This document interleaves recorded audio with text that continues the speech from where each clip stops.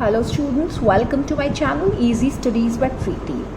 Today we are going to discuss about globalization. As in my previous videos, I had discussed about the new economic policy. In that scenario, I discussed about liberalization and privatization. Today I'll be discussing about globalization.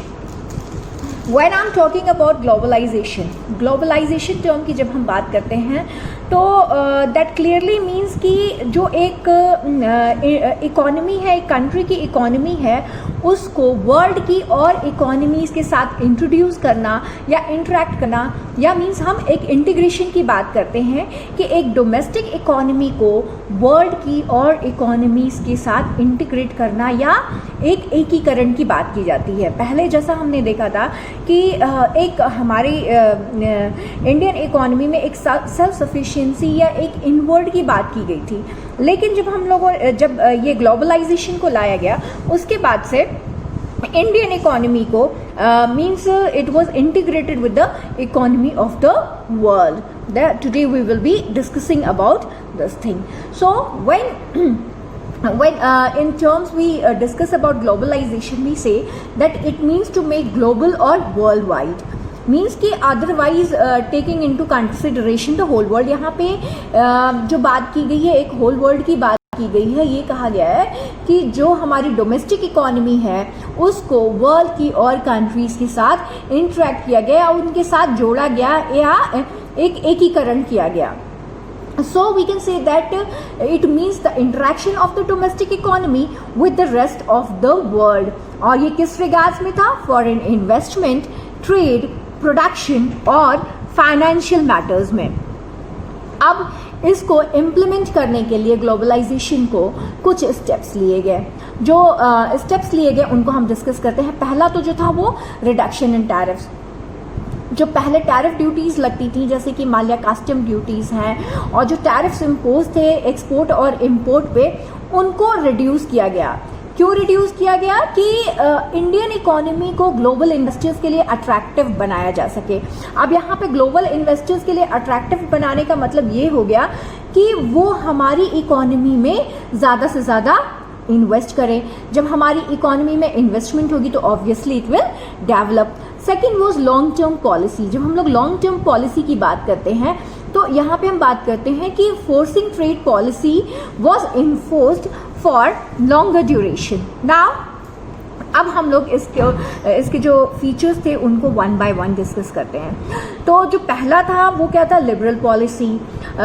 एक liberal policy की बात की गई. उसके बाद जितने भी foreign trade पे कंट्रोल्स थे उनको रिमूव किया गया.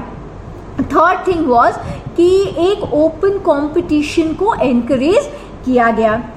And now main thing of this globalization was partial convertibility of Indian currency.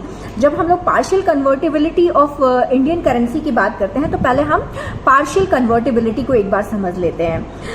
India में ये पहली बार 92-93 union budget of Indian economy 92-93 में इसको इंट्रोड्यूस किया गया. इससे क्या हुआ कि जो इंडियन रुपी थी वो पार्शियली कन्वर्टेबल हो गई.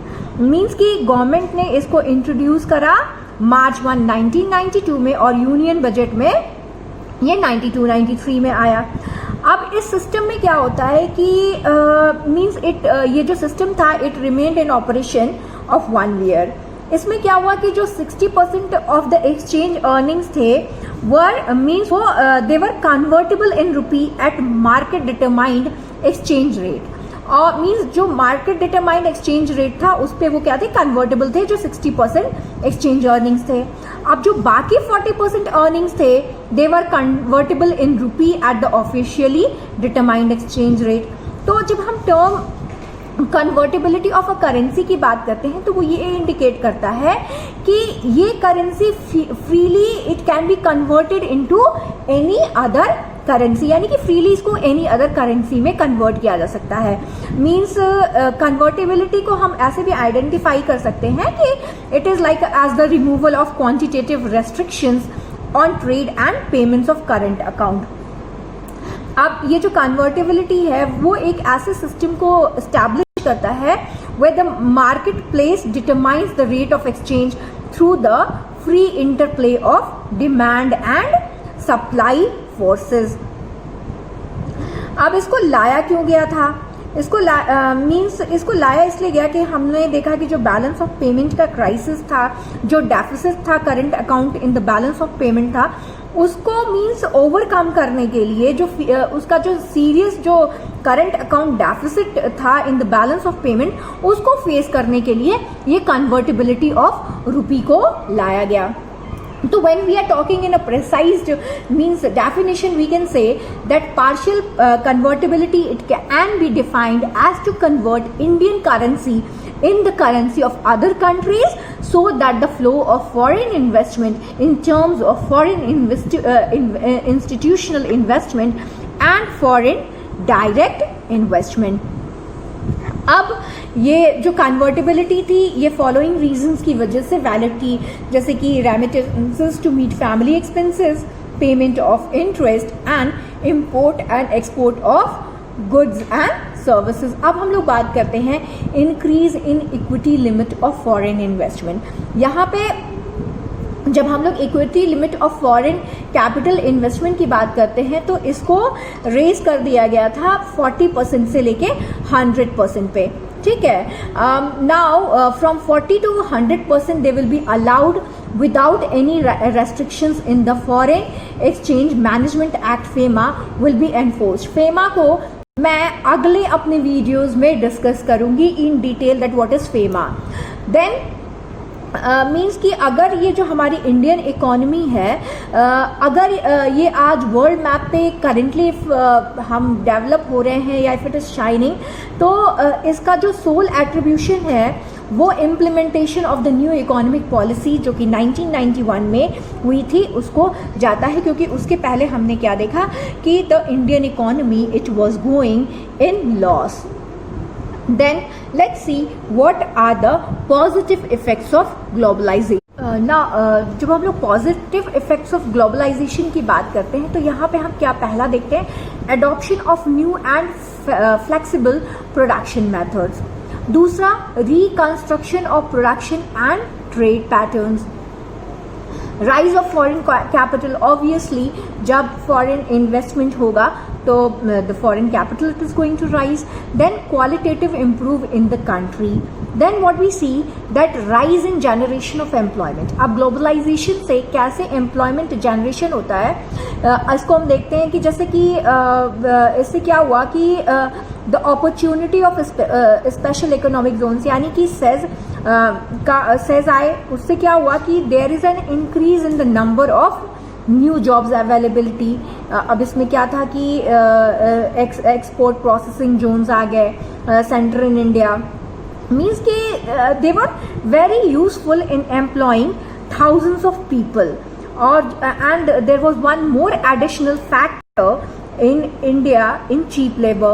Then what happened, this feature it motivates big companies in the West to outsource employees from other region and cause more employment.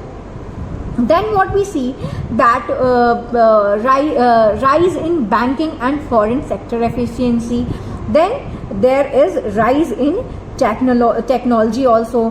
फिर हम एक इंक्रीज इन कंपेंसेशन भी देखते हैं, यानी कि इससे क्या हुआ कि द लेवल ऑफ जो कॉम्पेंसेशन का लेवल था वो इंक्रीज हो गया. मीन्स डोमेस्टिक कंपनीज के कंपैरिजन में अगर हम देखते हैं कि because of the skill and knowledge a foreign company that it offers. Means कि ये जो अपॉर्चुनिटी थी it emerged as an alteration of the management structure. Then इससे एक और जो हमें इसका पॉजिटिव इफेक्ट था वो था हायर स्टैंडर्ड ऑफ लिविंग. तो इससे क्या हुआ कि जो ये आउटब्रेक ऑफ ग्लोबलाइजेशन था उससे क्या हुआ कि Indian economy and the standard of living of an individual it increased due to this globalization. And we can see notify this change with the purchasing behavior of a person, especially with those who are associated with foreign companies. So इससे क्या हुआ कि many cities we can see that they are undergoing a better standard of living along with a business department. Outsourcing को मैं अपने अगले video में detail में डिस्कस करूंगी। अब हम लोग इसके कुछ नेगेटिव इम्पैक्ट्स को देखते हैं। Obviously there were many positive effects of globalization but there were certain domestic effects also. इससे क्या हुआ कि जो डोमेस्टिक इंडस्ट्रीज थी उनका लॉस हुआ और जो ह्यूमन रिसोर्स था उसका एक्सप्लॉयटेशन हुआ, इनकम डिक्लाइन हुआ, एक अनएम्प्लॉयमेंट बढ़ा, transfer of natural resources leads to commercial and political colonialism. Then there was a widening gap or a gulf between the rich and poor and dominance of foreign institutions. तो means कि अगर हम लोग benefit को देखते हैं तो जो ग्लोबलाइजेशन के जो बेनिफिट्स हैं they accrue more to developed countries because they are able to expand their market in other countries. Then second, it compromises the welfare of people belonging to developing countries and market ये जो globalisation market driven globalisation जो होता है ये increase करता है economic disparities को among nations and people. Then we will discuss about the positive effects of the new economic policy. There were many positive effects of this new economic policy. First, what we see that there was increase in the growth rate of GDP. Second, IT industries, they had achieved global recognition. Then increase in the government revenue, that is increase in the national income. उसके बाद हम क्या देखते हैं कि foreign exchange reserves में भी increase देखा गया. हमने क्या देखा कि जो फॉरेन एक्सचेंज रिजर्व था वो कितना कम हो गया था कि 14 डेज के इम्पोर्ट बिल भी नहीं चुकाए जा सकते थे. Then flow of private and foreign investment, then shift from monopoly market to competitive market and decline in poverty. Then there were certain negative effects of this new economic policy. इसमें क्या हुआ कि एग्रीकल्चर को एक तरह से neglect किया गया. Then urban concentration of growth was high but neglected rural. Third thing was preference for handicraft were low. Then there is cultural erosion in the country and we can say that it is like economic colonization. This much was for today. In my next videos, I will be discussing about some terms such as World Trade Organization, FEMA, outsourcing and various other topics which are important in your chapter. Thanks for watching.